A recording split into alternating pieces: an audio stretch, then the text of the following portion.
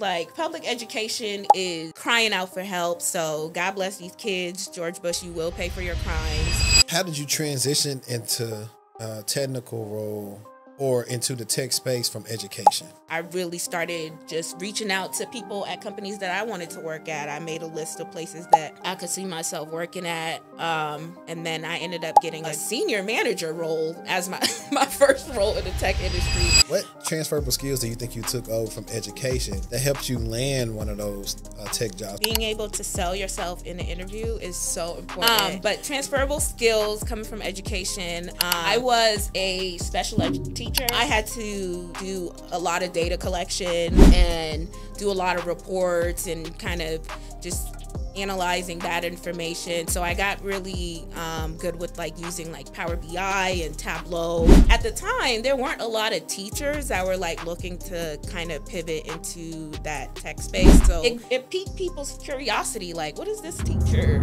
lady doing?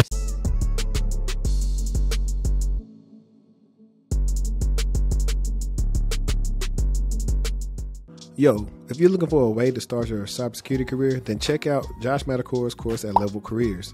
He has a great cybersecurity course targeted for beginners, very affordable, and if you're familiar with Josh Matacor, he's also a brilliant YouTuber and puts out a lot of helpful content. So here are some of the reasons why you can choose cybersecurity: high demand, job security, competitive salary, work variety, and fulfilling work. The national average salary for information security analysts is $113,000. Overview of the course: theory introduction, security refresher, security frameworks, security regulations and standards, security operations signals. Then you have these great labs with Azure, logging and monitoring, Microsoft Signal, secure cloud configuration content. So if you're interested in that course, click the link in my bio and use my code to get 10% off your course.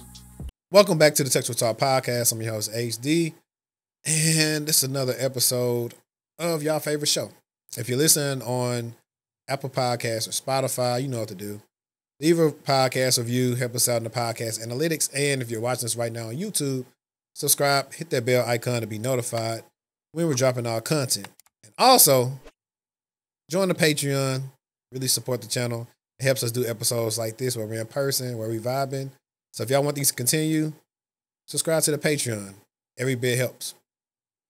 But today, we have, by namesake, we got my cousin on the show. And this is an episode that's been in the works for a while, and we're finally here. We are. It's October. The weather is great. Miss Jessica Davis, could you introduce yourself, please? Yeah. I didn't prepare an intro, but hey, y'all. I'm Jess Davis.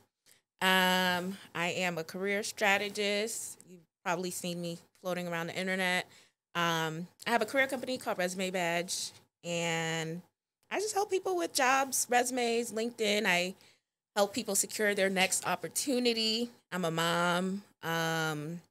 I am someone that just likes to really just try new things, explore the world. I love traveling. Also, just really meeting people along the way and seeing how we could build together. So really happy to be here today with you and the pod. Perfect. So, and I told everybody, I know this is another episode where I did not put any questions down. It's all good. But we're going to get from A and we're going to go to B. Now, we heard your intro. Yeah. Well, let's get a little bit more in depth. Who's really behind Resume Badge? Oh, okay. So, like, we don't have to talk about high school. We can talk about, I guess, college, what you majored in, where you're from, all that stuff, how it ties into who you are. Because I'm guaranteeing it's somebody out there that sees themselves in you. So, well, I love that. So diving a little deeper, I'm from Boston. That's where I grew up. If you're familiar with the Boston area, I grew up in Mattapan. So not really the best neighborhood. Is that what? No, that's not where New Edition from, is it? They from Roxbury, okay, which is like 5 minutes up the road. Still like the inner city Boston bubble. So a lot of people say they're from Boston, but they really be from like Waltham or, Amherst or something.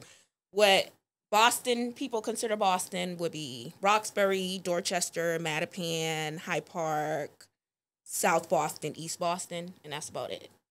Everything else, you're not from Boston. Sound like Dallas. Yeah. What's that song? Not Atlanta, not Boston. You know, so we gotta keep it within the bubble. And I did go to Boston Public Schools for K through 12. I've been really a product of public education most of my life, my whole life, really. I went to Boston Public Schools, went to Boston Line Academy, so shout out anybody that went there. Went to UMass for undergrad. I majored in legal studies because I wanted to be a lawyer. My parents always told me that you argue so much, you might as well go to law school. So shout out to Dolph. Yeah, she liked to argue, right? I mean, I don't like to argue, but I do like to drive my point home. You know? Like to argue. We are the same sun sign. Now I don't know what your moon sign is, but we are the same sun sign. Right. You be going hard on Twitter. I am a Aries sun. I believe I'm a Gemini moon. I'm a Pisces moon. Okay, and I'm a Aries rising. I forgot what my rising is. I gotta go back and check it out. So yeah, I majored in legal studies, and then somewhere along the road, I ended up becoming a teacher. So right after after undergrad, I went into Teach for America. So I did that, and I taught for a couple years in public schools in Atlanta, in Illinois, and in Boston. By the time I got to Boston, right before the pandemic hit, it was a little before the pandemic. I moved to Boston, back to Boston in 2016 from Atlanta. And it was a mess, okay? Like, public education is crying out for help. So God bless these kids. George Bush, you will pay for your crimes. And we will continue to push on. But I had to take a step away from the classroom because for my sanity, what I saw, it's not too many people that's really trying to help these kids. And if you're really in it for the right reason, like trying to help kids grow and be better, then you're going to get very frustrated. So I stepped away for a while. Not sure if I'll ever go back into the classroom. Probably not. I did work for a state board of education for a while. And then I went to grad school in Illinois. I went to University of Illinois for my MBA. And that was a different experience because it's in the middle of nowhere. And I didn't know that. I went there because they gave me money to go, I don't like to pay for nothing, especially not my education. So I'm the person that'll like scoop up every scholarship, every grant I could get my hands on. So a majority of that I got covered through grants and scholarships. I did have a little bit, that is on the back burner that I got to take care of. Don't we all? I got to take care of that. But I would say I forgot. I did get my master's in education too while I was in Atlanta that I'm not using anymore. So, yeah. And here I am. Now I'm in Dallas. I moved here 2.5 years ago, to work for a company. And now I work for a different company in a whole different industry. Like, hey, if y'all want to know the company she worked for, join a Patreon. Yeah. I give them names on the Patreon. I'm surprised you didn't want to stay in Atlanta. I loved Atlanta for what it was while I was there. I had a whole life there, a career. I had bought a house out there. I had a group of friends that I loved. And the reason I moved back to Boston was because I wanted my parents to come live with me in Atlanta so they can help me take care of my baby. Like, hello. And they didn't want to. So it was just me and my ex-husband and the baby. And we needed help. That's not what I'm laughing at. We needed help. So I went back to Boston, sold my house, lived there for a little bit. I was miserable when I went back there. And that's when I realized I'm going to go and live somewhere where I actually want to be. So now I'm in Dallas. Got you. Yeah, I started laughing because you didn't say the baby. You said the baby. And so my mind thought about, that's not your baby. That's my baby. Yeah, the baby is now 8. That's my baby. Yeah, look at you. So, boy, mom. Yeah. So, now go through education. I guess I think I'm going to tie that question in later. Mm-hmm.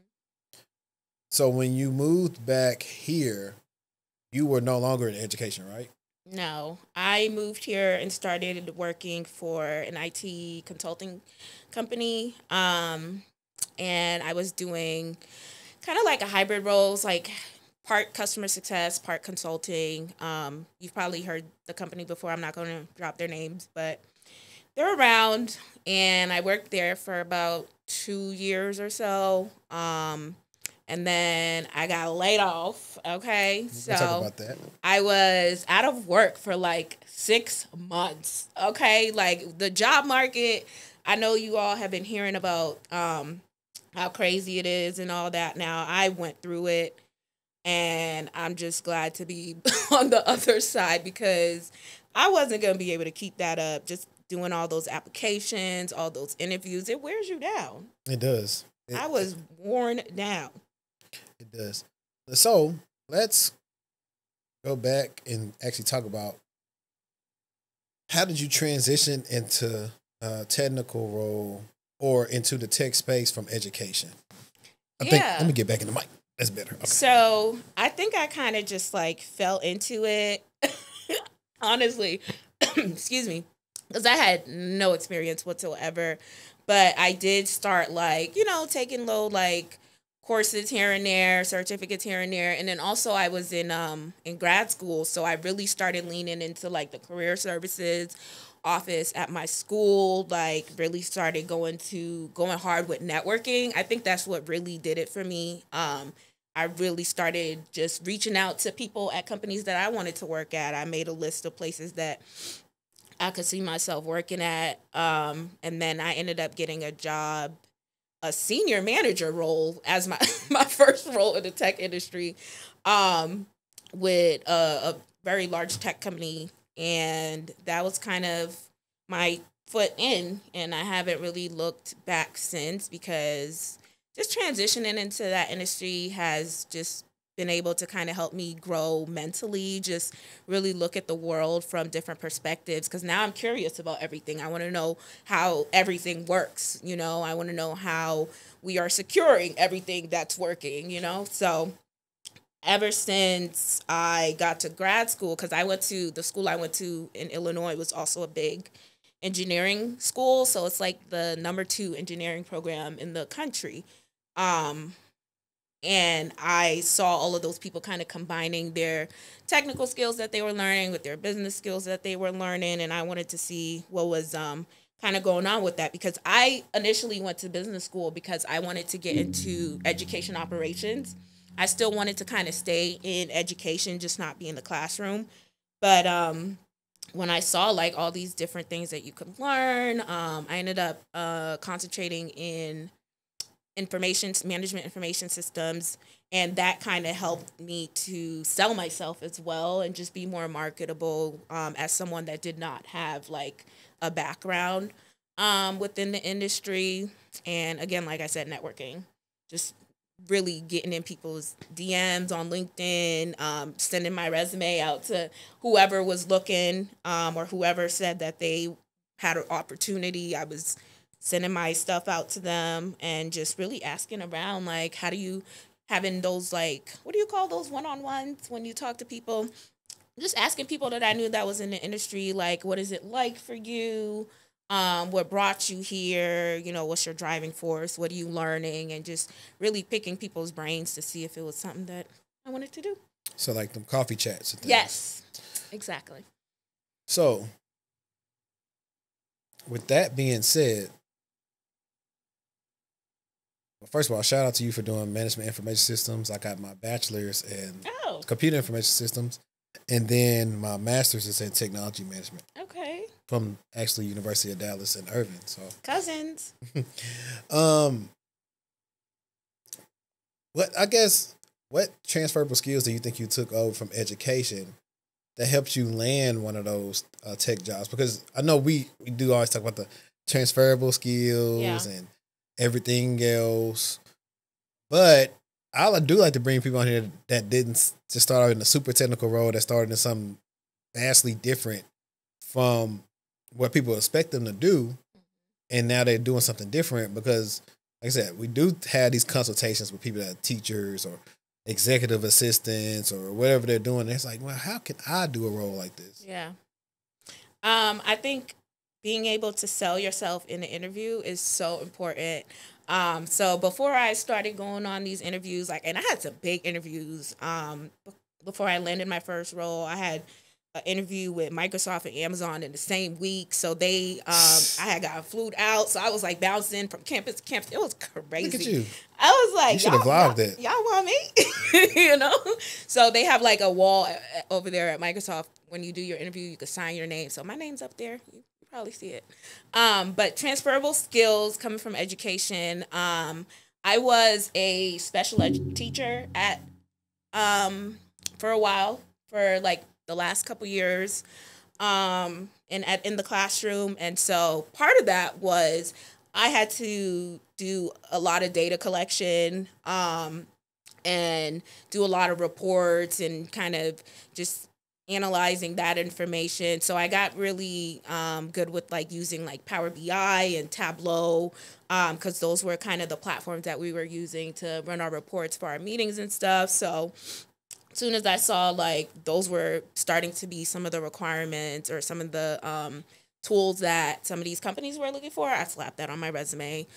I would say probably like the collaboration pieces. I was a team lead. I was a assistant director of special education for a little bit. So being able to manage groups of people in different environments, and then being able to show the results of that as well, I think were kind of two things that really kind of made people interested in me, because at the time there weren't a lot of teachers that were like looking to kind of pivot into that tech space. So I was it piqued people's curiosity, like, what is this teacher lady doing here? So, being able to have those skills, but also being able to sell it in a way where it makes sense for their company, or, they could see how they could use those skill sets within the role that they're looking for. I think that's what helped kind of creep me on in there. Okay, cool. And what I'm also going to say right here is, people, this is an example of diversity. And I'm not talking about because she's a black woman.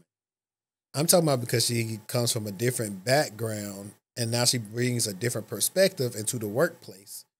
See, a lot of times people are so fixated on how people look and stuff like that. They're talking about diversity. I'm like, that's not the only part of it. Like, there's a reason why really diverse teams tend to perform better than you hiring the same type of a prototype or whatever the type is. I forgot what type of the word is used for type. But hiring that same type of person over and over and over again. It might be cool. Y'all may get along, but don't nothing change, doesn't work better. Versus than getting different people. And so you said your first role was a senior manager. Yeah. Doing what? Excuse me. I was a senior manager at Amazon for like right before the pandemic hit. And I was kind of driving a global program that they had. It was like an internal program. And those same tools that I was using in the classroom, like Power BI, Tableau, SQL, like I was using those same tools in that role. So I kind of feel like if you have an opportunity, if you're coming from a different background, to play around with different technologies, if you have like an instructional technology leader or something, see what it is that they're working on, see what tools that they're using, because you never know like when it's going to come in handy. So they didn't really care about my background being in a completely different industry. What was interesting to them was how I was able to leverage the data that I was collecting to kind of make decisions from that, and that directly correlated to the work that I was doing within that company, and kind of being able to utilize those skills to help that program grow, and that program is still here today, thriving. So, yeah, I used the same skills that I had in the classroom when I was trying to figure out like what behavioral or academic steps to take for my students. I used those same tools to be able to make decisions for that company and decide, okay, if we move this person to this country, what are going to be the results based on X, Y, and Z factor, and be able to visualize that and communicate it to, our senior leaders so they know that the decisions that were being made are data driven. So finding results that make sense and that you can transfer to other industries is super, super important. Okay. And before we move to the next question, are there any free resources where people can learn how to use Power BI and Tableau? My favorite tool, well, Tableau has like a Tableau Public where you can kind of play around with some of their data sets and like do little independent projects on your own. And then my favorite tool that I was using for like learning SQL and things like that, I like W3 Schools, and that's free.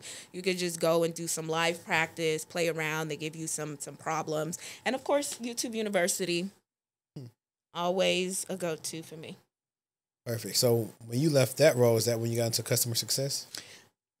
What did I do after that role? Yes. Yeah, it is. So after, well, actually, no. I had a little brief stint where I worked for a politician out in Austin. So I did that for a little while and was there. Doing what? You're like a campaign manager? Not necessarily. I was doing more like outreach. And I was a program manager there. So I was doing like outreach and managing some of their like DEI programs and some of their women's initiatives and things like that. So part of it was like campaign management, but not really. It was more so like managing different programs that they had. And he did win. So, and then after that, I got into customer success. And I started doing customer success for that state education board that I was working for. And then after that, when I realized I hated Massachusetts, I didn't want to live in Boston anymore. What happened was I got into a real bad car accident. I was driving my son to school, and this lady T-boned me. It was a blizzard, and we ended up hitting 3 cars, flying to the other side of the road and almost hitting a house. So after that, I was like, I'm getting out of here. And that was like in February of that year. By June, I was out. I was finished. Did you at least get paid? No, because she wasn't insured. So they don't make you so like I know out here they make you have what is it called when a person don't have non-insured motors or something? Uninsured motors. Mm-hmm. Did they make y'all have that in Boston? Mm-hmm. Yep. Dang. Yep. So that was that. And then I came out here, did my little customer success consulting thing for a little bit. That was cute. But then I realized that I don't really know if I want to talk to people every single day. I was going to ask you about, I guess, explaining what is customer success and maybe who is it for, since you're kind of going into that. Yeah. So I worked at enterprise. I was an enterprise customer success manager, and we had a series of like different platforms and different services. And I was basically responsible for the different companies that had subscribed to our services, that were using our platforms, and just managing their experience. A lot of it was like doing, demos. A lot of it was like going into the back end of their products to see if they needed any updates to their features that they're subscribed to, or just being able to show them how to use it, and then doing like status checks. So I had about 100 clients, and between those 100 clients were anywhere from 2 to 10 accounts. So I was busy all the time, on the phone all the time, emailing all the time. And it was exhausting. Like, I started getting the hang. I mean, I did get the hang of it. You know, I was like automating my emails, schedule sending, so I could free up some more time on the back end. But I will say it was extremely hands-on. So if you're not like a people person, you're not someone that loves to yap a lot, like I wouldn't do it. But if you are someone that's like very enthusiastic about showing people things and talking about new products, I think that's where my teacher side came in handy too, because like I was doing a lot of teaching, like this is how you do this. Oh, so technically you could have pivoted into sales. Yeah, I'm not a salesperson. I get annoyed. I don't like to feel like I'm begging. I did sales for a little bit. I did do tech sales for a cybersecurity company. I forgot about that part. Okay. I've done a little bit of everything. Okay, I go where the bag is. So I did sales for a cybersecurity company for a little bit, and that was cool, but I didn't want to be on the selling side, so that's when I pivoted into the customer success. So that was like before the customer success role. And, you know, customer success, you're not really selling, but you kind of are, because you're selling them on keeping the product. So if you're great at sales and you don't want to have to constantly rely on somebody signing the dotted line, but you want to keep those relationships going, customer success is a good pivot for you. Yeah, because customer success is always one of those roles where people make it seem like it's so easy to get into. And, oh, if you want to get in tech, customer success role right here, come do customer success. It's hard. It's hard. And they do expect you to have like a background that makes sense. So like sales is a logical background, because a lot of times sales and customer success do work hand in hand together.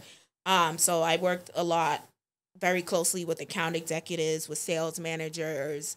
It is kind of salesy because you're helping them to drive the sale home. You're helping them to get those renewals, but it is also not your responsibility. Your responsibility is more so the engagement, the experience, and then like those renewals at the end. Perfect. Now, so in the customer, is this your first customer success role where you were here and the one that laid you off? That was my second. Okay. Mm-hmm. So yeah, let's talk about the second customer success role. I guess what was different, and two, we'll talk about the layoff. Like, I never got in depth with you on asking you like that question. I figured I'd save it for Oh, you messy. Okay, so I guess the difference between the two, one of them I was doing it for like a public education institution, I guess you could say. So my customer base there was completely different. You know, it was like principals and school districts and school leaders and things like that. Sometimes teachers. So that was like my core customer base over there. Whereas when I was in the rollout here, my clients were other companies. My customers were other companies. So like in various industries. So anywhere from like manufacturing to high-end retail to tech companies, security companies, anybody that had access to our service and that had a subscription was my customer. So it was a very different experience, because on the enterprise level, when you're working with other companies and other organizations are your customers, that is there's a lot more on the line, I would say, because they are investing, you know, hundreds of thousands of dollars into your product, and they expect results. So like you really have to be invested in that relationship with those clients, invested in them being able to drive value out of whatever the product is, or they're not going to renew and you're going to have a problem. Yeah, so let's talk about that layoff. Yeah. Like, well, granted, you were remote at this time, right? I was. Yeah, so I know for me, I've talked about it plenty of times. The day I got laid off in 2018 is I walked in. I don't even know if I was running late that day, but I'm walking into the office, and my coworker, I see him with a box of his things, walking to his car. Oh. And he kind of mouths to me, "Good luck." Oh my God. Okay. And I'm like, you know, then from right there kind of set the tone of like what's going on. Then the director's in there, and he gets me, and I go in there with HR, and we talk. Yeah. And see, back then, I kind of like not knowing what's going on. I didn't really have anybody I could actually directly. That's the time. That's why I tell people now, early on in your career, build up your network. Yeah. So you have somebody to talk to. At that time, I didn't really have people I could just reach out to, like, hey, before I sign this, what should I try to negotiate? Yeah. Because like when I had all this info, there was like, his name was Bill. He's like, it's all right or whatever. It's good. And if I go back in time, like, nah, I'm black. I need about like 3 to 4 months of pay with my bonus paid out 100%. That's what I need, not 6 weeks. I forgot what they gave me. I think they gave me like 6 weeks and then my bonus paid out at 100%. And I was like, I need more. Luckily, I was in grad school at the time, so that kind of flowed to me. And I didn't realize I could start getting unemployment then too. And I was like, if I'd been smarter, I would have started doing like Uber Eats or something back then too. Something. But that's kind of like how my layoff went. Now I know for you guys it's different. I know like sometimes you hear a little bit of rumblings about, you looking at the performances of the company and like, okay, yeah, they know it happening, but who is it happening for? And then I've seen times where somebody just got a promotion and got laid off. Yep. Like I had gotten promoted not too long before. Too long you before. Be like, bro, I'm doing what a couple months before. I had literally just got promoted, moved to a new team. That should have been a red flag though, because why are you moving me to a new team? So, they thought you'd do well. But yeah, what was that experience like that day? Did they just put you on the Zoom meeting and say? Yeah, it was a Teams call, I believe. But yeah, same thing. Just got on a call and they ran their little script. First it was just me and the HR lady, and then I think the last 2 minutes my manager came in. And then she popped out. And I'm like, I have questions. There was just no room to ask questions. They were not trying to hear any type of negotiations. It was just, this is what it is. Thank you for your services. And that's when I was like, you guys are so cold. This is so mean. But I had kind of had a feeling, that things were going to get shaken up a little bit anyway. So I had been preparing for it for a couple months. I had been aggressively saving, aggressively investing. So I didn't know how long I was going to be out of work for. I didn't know that the job market was where it was at the time. This happened back in January. So thankfully I had, been watching the job market for a little bit, started really seeing some of those trends and realized that we're not in 2022 anymore. We're not in 2021 anymore. And things were starting to get a little tight. So once I started to realize that, I really just started doing my little outreach, sending out my resume here and there, saving. Yeah. Saving my little coins for when they call my number. And they did. So. Yeah, so funny enough that you said that. I just put out my podcast episode we shot last week. And we were reading an article from Business Insider. It was a millennial that was working in tech. He was a data scientist, and he was talking about how he felt being black and AI was leading to him not have a job. And one of the excerpts of the interview was he talked about, matter of fact, what'd be better is if I play it. It was a video. It wasn't a video, but when I talked about it, I clipped it up. Okay. For the channel. I think it's this one right here. The biggest part I want to touch on. He said in 2020, everybody wanted to hire me because I was black. He said, pointing to diverse hiring initiatives rolled out in the corporate world following the murder of George Floyd. I wonder if other people of color hired during the 2020 hiring spree were also laid off in the last year or so too. I want to bring this up because I've talked about over the years that the hiring that took place in late 2020, 2021, and a little bit in 2022 does not exist anymore because companies were making a lot of money and they were hiring a lot of people to just be hired and they weren't doing work, especially at some of the big tech companies. You have people from Meta saying, hey, they only hired us because they want the competitors to get us, but they weren't doing work. And this is the biggest part I want to touch on. He said in 20. So that part, and honestly, I think outside of the AI thing, I think AI is just fun to talk about. That's going to take some time. But I do think, I've talked about this plenty of times, that the lack, okay, you just went through a lot of interview processes. Can you count, I bet you can count on your hand how many either brothers or sisters you had on the interview panel or just you interview with in general, can't you? One. In the entire 6 months that I was looking for a job. Yeah. This video is being sponsored by Textual Consulting. Are you still struggling to get into cybersecurity? Are you not getting interviews? Do you have a bad resume? Or is it all the above? Well, if that's you, then we got you covered at Textual Consulting. My name is Henry Davis. I'm a career coach and a cybersecurity professional, and I've helped hundreds, maybe even thousands of people get into cybersecurity with my coaching and my content that you've seen in various places. Now, I specialize in specifically getting people in the blue team. That would be incident response or SOC analyst. I can cover everything from your entry level to your medium to your advanced skills and really help you outperform your resume. You don't believe me? Check out some of these testimonials that I've had from recent clients. So if you're interested, click the link in my bio, textualconsulting.com/offerings to see what offerings that we have available for you. Now, back to the show. Exactly. And so that's why I do sympathize with people, especially because I get a lot of my clients are like Black. Yeah. So I do sympathize with people like when they're feeling like their just number isn't getting called, because it's tough to sometimes feel like you're getting a fair chance when you're like, you mean tell me y'all don't pay attention that much that y'all can't read the room and have like one person on here that helps me? Because everybody is not a very confident person. Everybody doesn't have enough cachet, they did enough interviews that they can do whatever. You have some people who don't know how to read the room, who don't know how to.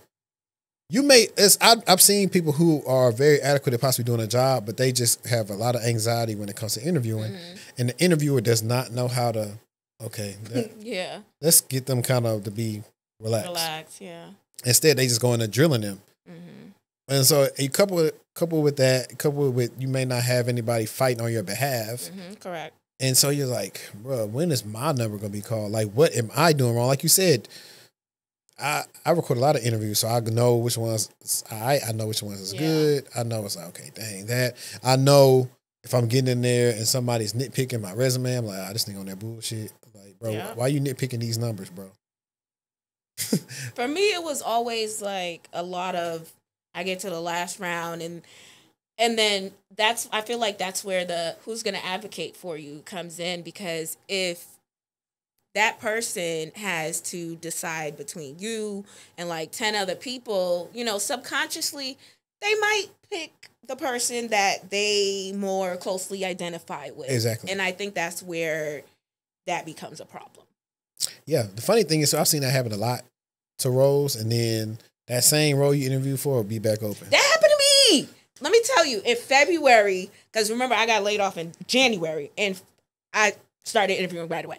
I had a verbal offer in February, and then they were also excited, and it was actually a European company. I don't know if you noticed, a lot of European companies are coming out here and setting up shop in Dallas. But it was a European company, and I was really excited because it was going to be something kind of different. And they gave me the verbal offer, and as soon as I reached out to them about negotiating the offer that they presented me with, because they hadn't even given me the offer letter yet, and it came randomly on a weekend. So I wanted to just reach out and see if I could get some time on the hiring manager or the recruiter's calendar to see if we could negotiate some of the terms of the offer. And then they stopped answering my calls. They stopped answering my emails. They stopped answering. They were even text message friendly with me. They was texting me like, we're so excited to have you. Can't wait to have you on board. And the week after, I see the role, the same exact role, back online. And I'm like, you guys are crazy. So, yeah, that has been a thing. And I think with right now being an employer's market, like they're taking advantage of that. Like they'll say, yeah, you got the job, but as soon as you want to negotiate, as soon as you want what you're worth, they're going to go and try to find somebody else. So that does happen, and it can get very disheartening when you are so close. You're like right there, and there's no one advocating for that little extra push for you that could, really make a difference. Right. And I feel like if you make it to the final round you deserve some type of feedback. I think we are scheduling our lives around these interviews, and you're just kind of just saying, well, that's all the feedback they said or whatever. And, there's no way to clarify anything. I'm like, okay, I can see that, but that's it. I wasted my time sometimes interviewing with you. Yeah. It's one of those things. And then a lot of companies, like you said, they come from the EU over here. Yeah. Maybe they're not used to a lot of people negotiating. Or they feel like you're a woman. You should just take what we possibly give you. Take whatever you get. Take that. I've never been a take whatever you get person. Me either. Ever. That's people are like, so a video I did almost 2 years ago about I didn't really quit my job. I just went and got a new one. But I titled it I quit because I knew people would watch it. It's been blowing up recently again. Okay. And people comment all type of stuff on there. Like one person told me I sounded lazy because I was talking about going into the office. But I was like, they don't understand context or nuance. Yeah. It wasn't the fact I had to go in the office. I was mad because I had to go in the office and I was the only person on my team in the office. Everybody else was in Ohio. And I was like, why am I going into office if I'm not working with nobody in the office? Right. And so that's what I was on. Like, if people were stupid, I was like, and I'm going into office a lot of days to do nothing. Just wasting gas. I could literally badge in and then go back home at 9 or 10 if I want to. Yeah, and then they try to say it's this whole like, fostering collaboration. And I get that. I totally understand. But if no one is there in your office to collaborate with. Exactly. You're meeting with them online on Teams or Zoom or whatever anyway, then what is the reason? Right. Exactly. Like I get it, these people over here, but these people are busy. I don't know what they're working on. They don't know me. Like, or they're just not on your team. So that's the whole thing. Like, people don't mind, like, hey, I go once a week or something if you want me to, but like to just force you to go in just to go because y'all want to watch people badge, it's cool. Like, there's a lot of stuff. Or they'll tell me about the money. Oh, for the money, I would have did this. But it's like, oh, well, working at a website. Well, unfortunately for you, I have skills that don't allow me to work at a warehouse. So that's not my, reality. If I had all those skills, I would just suck it up because I can't get nothing better yet because I don't have no skills. Right. So it's like all those different things, and people just are showing their insecurities through them. Like somebody, I don't know, if you go through my story, this person, I don't know what they were talking about. It was like soup kitchen opens at 4 a.m. I didn't know what that means. To you? Yeah. When you had you quit your job? Yeah, this is a recent comment. Oh, that's crazy. So I replied back, I said, that's wild. It was a girl. It's like, I don't know if there's a man or a woman, but the picture was a woman. And I was like, your legs open at 3. So oh, child. That's that's the funny thing. I think people be coming on my YouTube comments thinking I ain't going to comment. Yeah, no. I come back on everything. We going to fire back around here. Shoot, I like that engagement. Plus, it help YouTube push more people to come to the video. Keep coming. Keep it pushing. So, let's actually talk about a little bit about interviews. I think this is also like a good topic because I've been introducing different strategies to my clients with showing them like, hey, I record my interviews, I transcribe them, I get like my AI has gotten so good now, and they constantly updating their AI now. It knows how to pull every question now based on prompts I made of what I asked, what the interviewers asked. And so that's perfect to go back and see questions I didn't do good on. I can go work on those. It's making your own study guide. And I found a TikTok the other day, and they actually gave a good example of your elevator pitch in the beginning when you're saying, tell me about yourself, of like, just try to describe yourself in adjectives versus kind of like doing a chronological thing in your thing. I was like, you know what? That make a lot of sense. But how do you feel about, because I also know it takes, like, for me, interviewing is like working out. Like, you gotta do 4 or 5 it is before you really start feeling like yourself again. Because there's so much stuff you forget. The questions you're being asked, you may not have been asked in a while, or you're just presence and talking concisely, and so they can understand how you problem solve and this and that, and all your different list of things that your achievements and stuff that you can draw from. And they say, well, tell me about a time or this. Like, how do you feel that was going for you? Like, when you finally felt like you was, okay, I'm back in that mode, so I'm going to knock out any interview that comes my way. Yeah. I've always been really good at interviews. I've always been, like, able to knock them out the park. But I think part of that is because I do a lot of preparation on the back end before I even get to that. If I know that there is a company that wants to interview me or wants to consider me for a position, I'm learning everything that I need to know about them, about the role, and then I'm like consolidating it into a document or something that I could go back and review. And I like to keep my interview responses very brief and to the point. I think that is what has helped me to be successful in these interviews, because a lot of times when you are not comfortable in a situation, interviews are never comfortable. Like, I know a lot of hiring managers will try to, break the ice, but at the end of the day, like, your future is in their hands. There's nothing comfortable about that. So being able to come to the table already kind of having prepared yourself mentally for what you're going to say, knowing a little bit about the role, knowing a little bit about the organization, and really consolidating your answers to where you're not rambling, you're not just like saying random stuff, is really what I always do for myself and for the people that I have as clients as well. Like, I will equip them with a guide, like, this is what your interview might look like, doing a little bit of research too on like what the company interview process looks like. You can find that information online, like process. You go on Indeed and see what is a typical interview like, what are some of the questions they're asking. And then you also go back and looking at that job description and working backwards from there and seeing how you can incorporate bits and pieces of that job description into your interview responses, I think is super important, because at the end of the day, they're looking for specific things within that JD. So you want to make sure that you can articulate how you're a good fit for that, because they're going to be listening out for those keywords. They're going to be listening out for those experiences. So if you can find ways to sprinkle that into your resume, sprinkle that into your interview responses, and doing a little creeper on the people you're interviewing with. Also, like, go on their LinkedIn, see if they have any side projects or websites they're working on, and seeing how you can kind of incorporate that and break the ice with them as well. Make them comfortable, even if they're not trying to make you comfortable, which most likely they will be, but, make them feel like you know them. I wonder if it would be fun to start an interview off with a dad joke and see how that go. If I was a hiring manager, I would like that.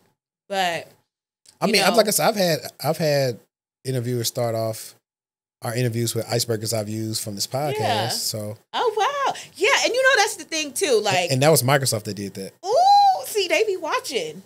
I've had interviews before. Where people will be like, oh, I've seen your content. Like, and I was like, you seen my what? So now I'm a little more, like, reserved. Speaking of that, that's actually, I'm glad you said that.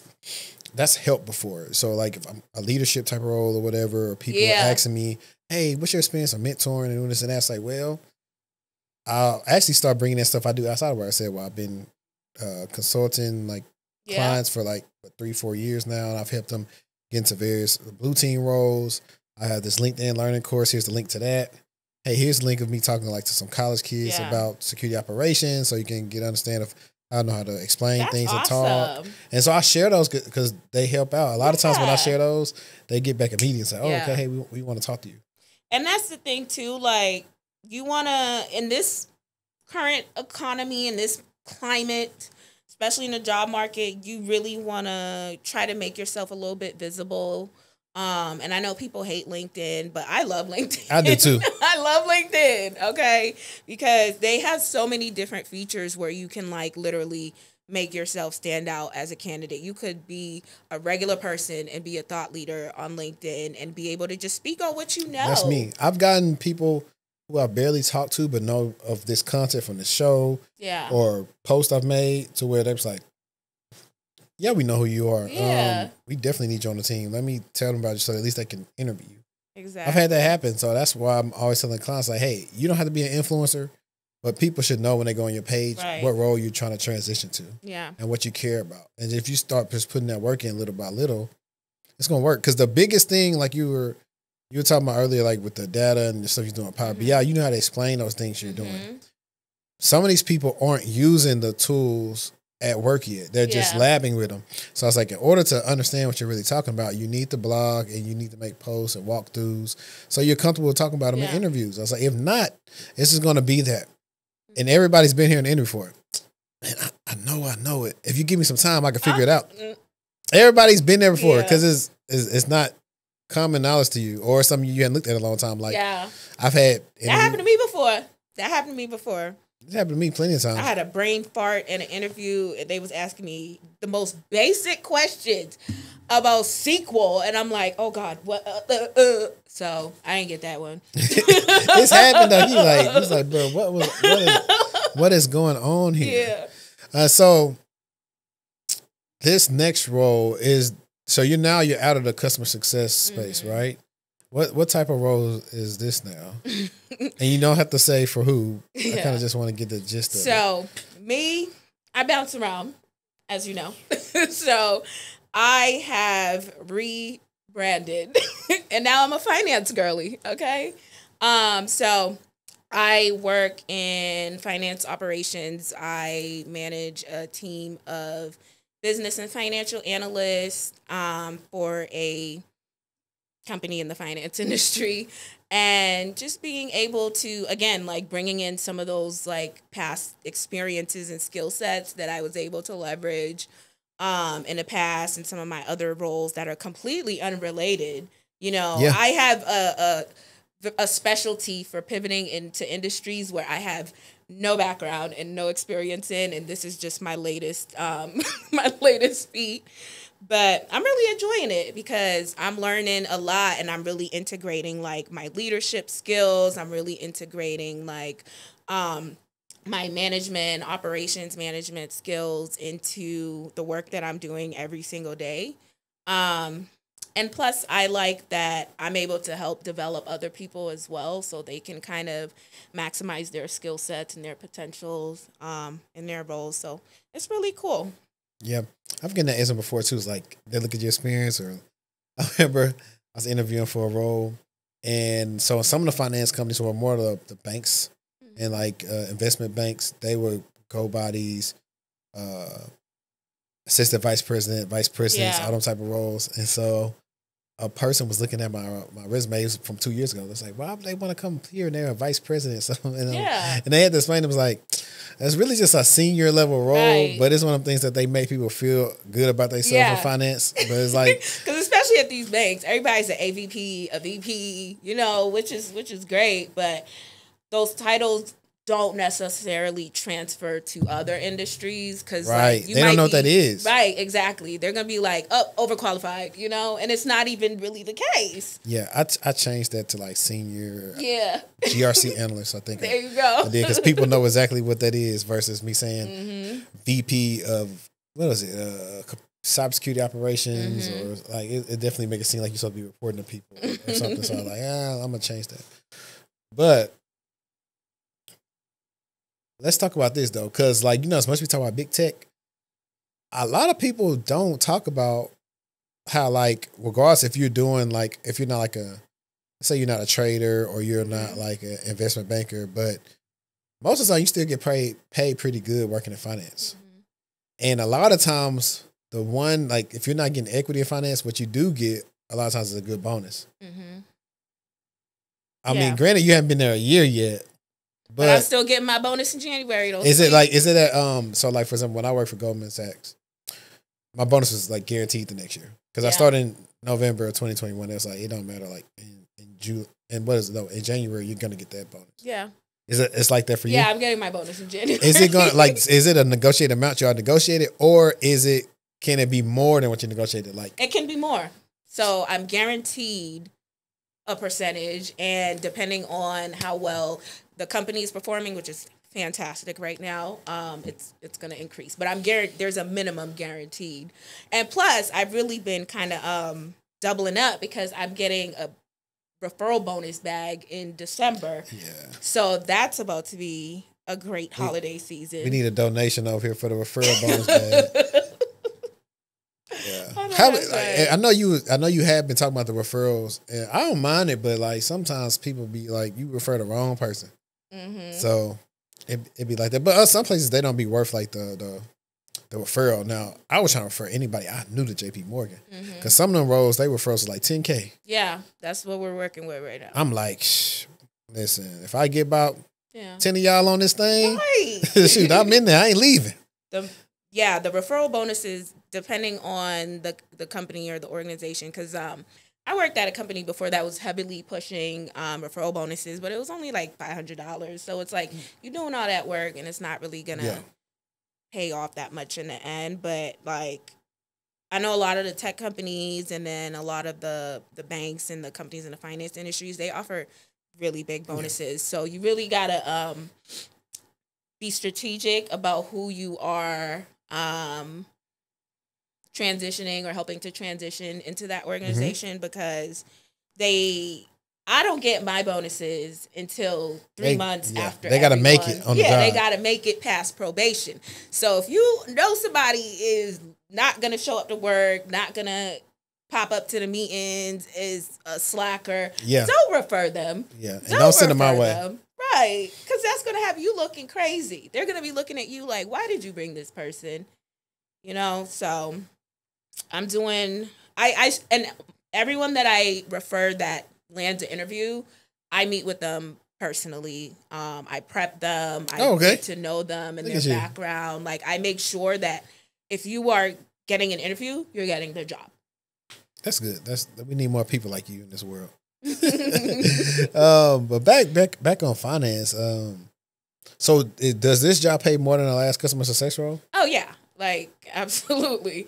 I think I pivoted into the customer success side because I really wanted to work for that company, and I really wanted to kind of see what I can do with like my sales background, and just like really be able to see what it was hitting for out here in Dallas. Okay.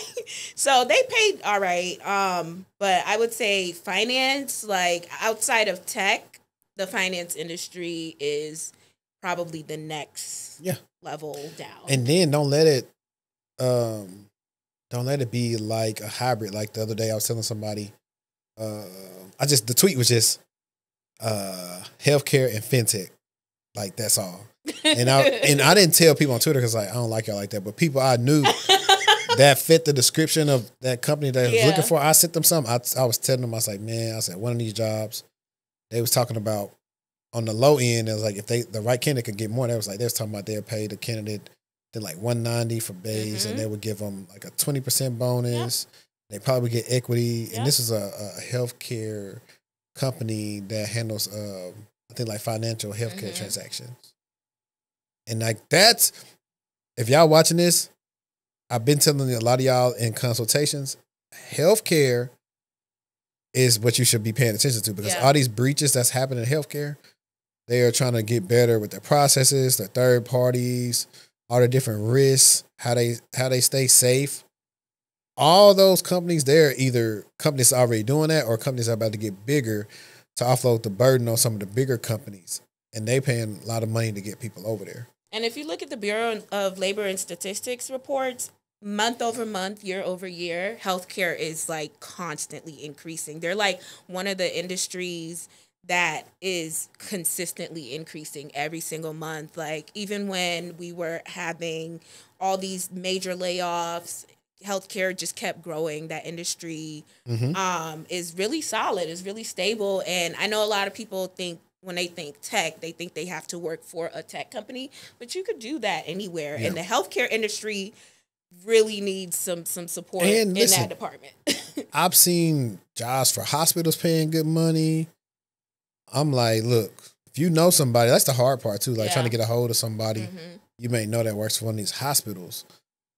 All of them are paying. So like, one of the other things that the millennial guy was saying on Business Insiders, like his struggles was that he was only focusing on like tech and something else. He was like, look into other industries. No, I when I'm applying, I'm like all over the place. I'm targeting specific roles, but as far as industry, I'm all across the board. I don't care about industry. I can adapt to any industry. Like for me, the industry doesn't matter. The job type is the same. Right, exactly. And people are just more so going to that because of like pay.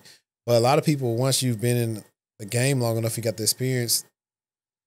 I'm not going to say, sometimes based on the company may be a drastic different, but most of the time it's relative per industry and company you go to. Or there could be some other perk that you can negotiate. Like, all right, well, can y'all pay 100% of my benefits?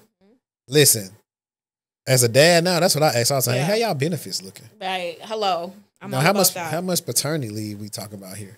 See, at GS, them folks get half a year, 6 months. And they was like, you ain't got to use it all at once. We just bumped ours up to, I think, 5.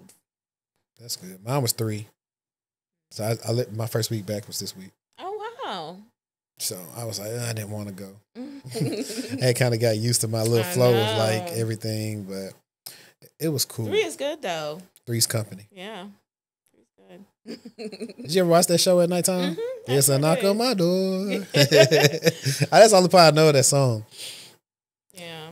What was it? I'm waiting for you. Something like that. Like that'll be a good charade / finish these lyrics type of game. Like going back at all the old like shows that people grandma stuff had on TV like that, or like In the Heat of the Night. Oh my God. That's when you know it's time to either go to bed or you want us to or you have no supervision. you have no supervision. I'm too late. Like nobody like used to watch that. But I want to briefly touch on, I guess I know you talk about resume badge. We'll talk about resume badge very quickly on what it is, who it's for, and I guess like your ideal client. Yeah, so Resume Badge is my baby, my little company that I started back in 2019. I started working on Resume Badge. And as far as who I work with, I really work with people across various industries.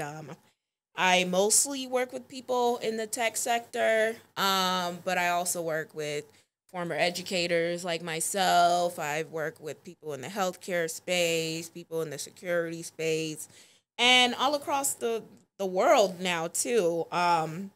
So I have people that I've worked with in like Pakistan and India and Nigeria, all over the United States. So really what I do is just help people kind of focus on their job search strategy, and really be able to kind of narrow down opportunities that would be a good fit for them. So yes, I do resumes, and I also support people with crafting their LinkedIn profile and being just more marketable in that digital space. I also support people with like their portfolios and things like that. But what I really like to focus on the most is like, what is your long-term job search strategy, to keep people from just getting burnt out and wasting time just applying to a million jobs at a time. So once, the resume and the LinkedIn and all that, that's just scratching the surface. Like that's the basic requirements. Yes, you need a resume. Yes, you should probably have a LinkedIn if you're going to be looking for a job. But like what you do with that is what matters the most. So like, let's get you ready for those interviews. Let's narrow down the companies that you're going to be targeting. Let's narrow down what you're going to be bringing to the table as far as those interviews. What are your top skills that you're going to be focusing on, and how are you going to communicate those skills to people so they can see how they can leverage you within their organization, within their company or whatever. And then I also support people with like negotiating once they get to that side, and being able to really advocate for themselves, because like we talked about earlier, it's not really that many people that are going to be advocating for you. Until you get in the door and get to know people and build relationships from the inside. Until then, you're advocating for yourself. So I help with all of that.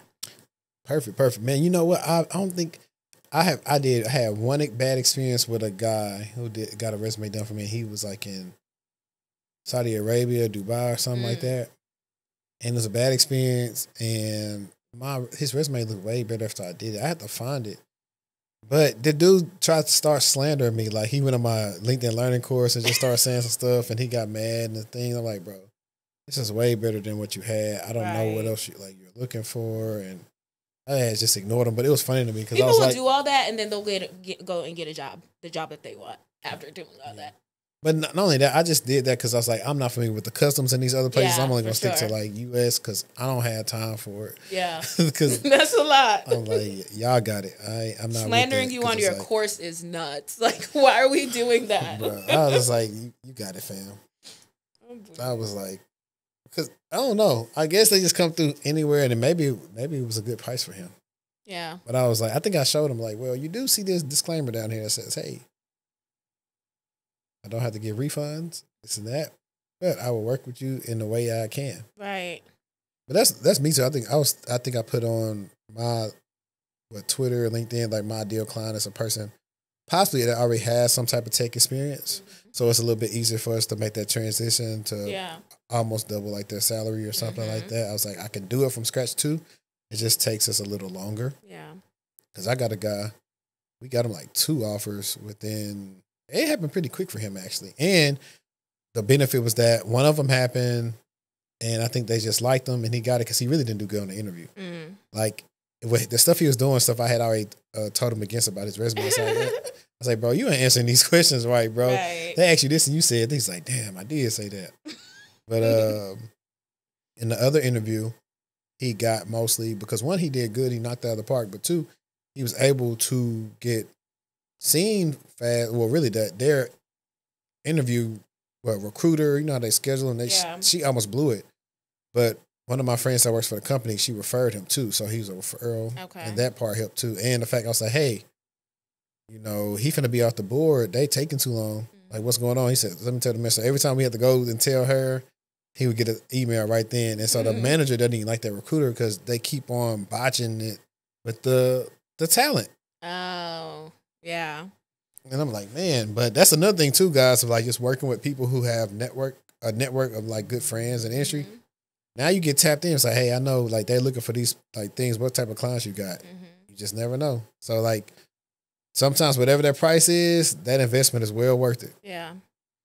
Because then they could plug you in an X, Y, and Z person. And I do that too. Like if I have a client that I'm working with, I see they're a good fit for a company that I know somebody at, I'll go and look at the company, see what opportunities they have over there. And then now you have a referral, you know? That's what I do too. Because, you know, most people, if you got a good name, they'll trust you refer. Like I'm not trying to send nobody to anybody if I feel like they not ready or they on some BS. You know what I'm saying? And I'll act straight up. Like I know like one of my friends, I asked her because she referred one of my friends. Well, granted, she didn't know him, so I could get it. But I was like, hopefully, I don't know if she ever talked to him at the time to figure out if she wanted to refer him or not. But I think he ended up, I got to ask him. He was interviewing with Apple or something at the time, too.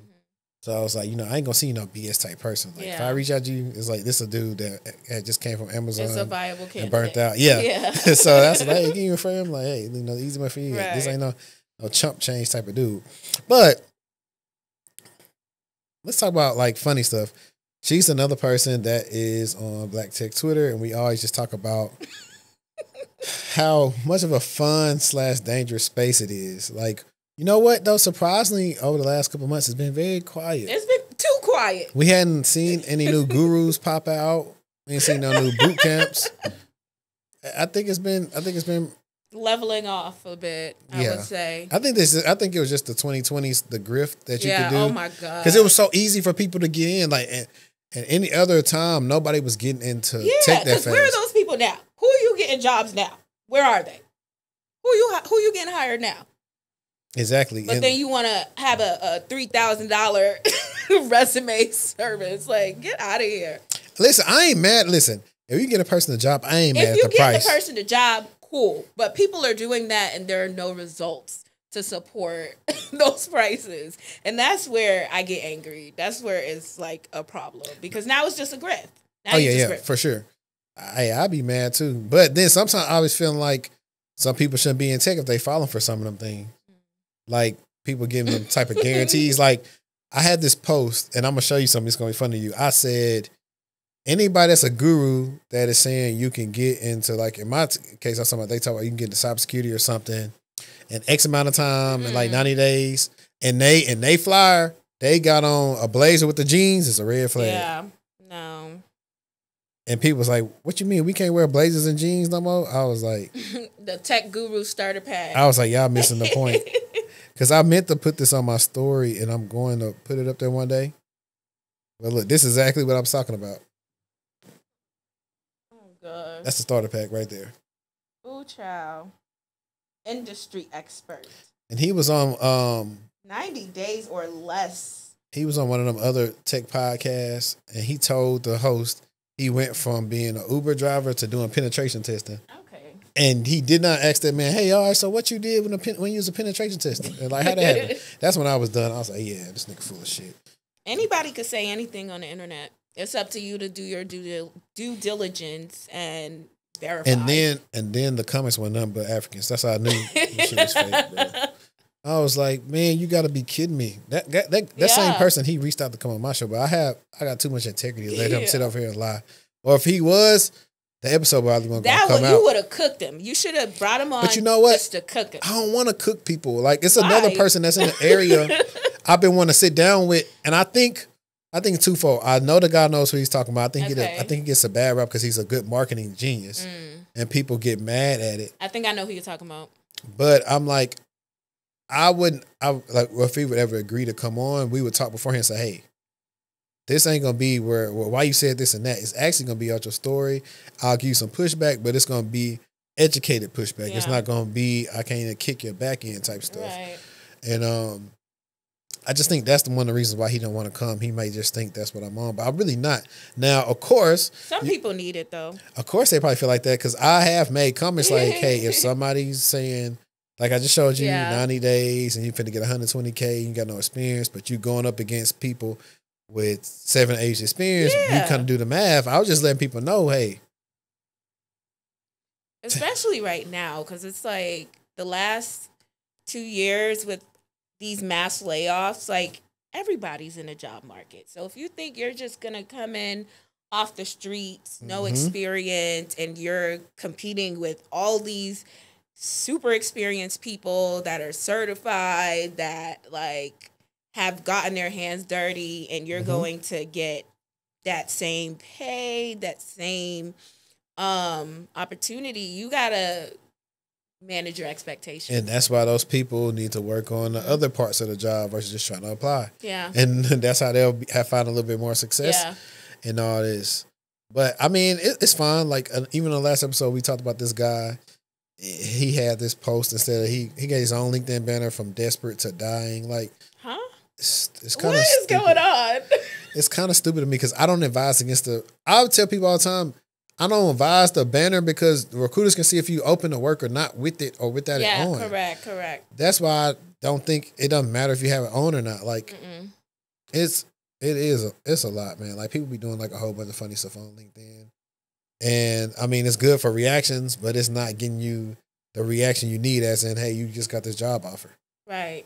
Like, if that's the case, like, that's what, listen, the day LinkedIn starts saying, hey, we paying y'all for y'all posts, y'all can see me go crazy. Oh, absolutely.